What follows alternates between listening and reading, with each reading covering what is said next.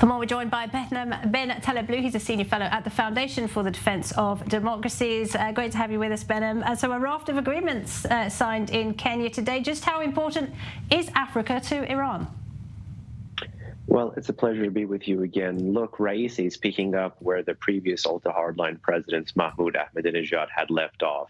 Iran, under those presidents who tried to overtly shun productive or cooperative diplomacy with the P5+1, also have made a play for this title of leader of the global South, trying to lead sub-Saharan Africa as well as southern parts of the Western Hemisphere in some kind of new attempt to remake the non-aligned movement. Often these movements fail, but as you did mention, several of these visits have led to several economic and political cooperation agreements being signed.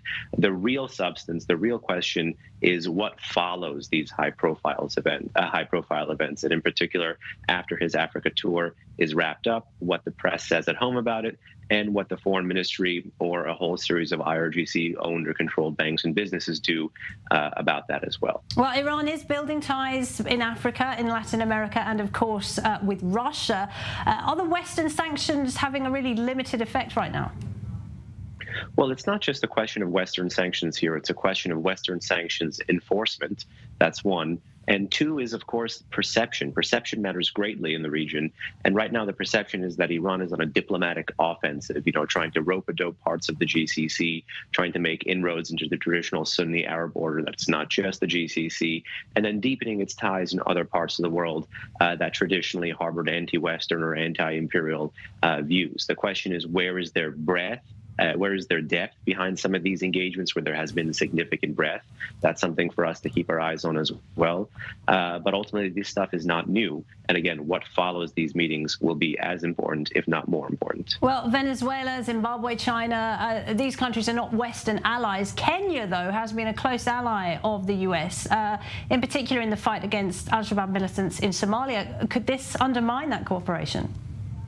It certainly could. And, Iran's presence, as you know, in some of these areas is zero-sum. It's like a contagion, or at least the Islamic Republic's presence, one can say. And even if, for example, there is no economic agreement in places like, Kenya, there is the concern of what, cultural institutions that are tied to the Khomeinist teaching of 12er Shiism might do. There's been a proliferation of al-Mustafa universities, for instance, around the world. One has to follow and wait and see if some of those centers that promote Iran's ultra-hardline, ultra-fanatical interpretation of 12er Shiism pop up in some of these places. So Iran does play the long game in many of these places. Sometimes that long game is what has, forced the West to look elsewhere and pretend the threat is not materializing when indeed it is. And case in point is the Western Hemisphere. And right now, Raisi's trip is driving that point closer to home. And of course, Iran has just been linked to an attempted terrorist attack in Azerbaijan. There have been similar attacks in Cyprus and elsewhere. There will be some concern about what the IRGC is planning to do in these countries. Indeed, and Iran's ability to tap into criminal networks, criminal syndicates that are global, not just regional, is one concern, and two, places where they can create or co-opt co-religionists who may want to fight on Iran's cause, or people who simply have a similar political disposition to the political disposition of the Islamic Republic, but may not be Shiites or Khomeinists. This is also something to keep your eye on as well. Behnam, thank you very much indeed. Behnam Taleblu there. Thank you.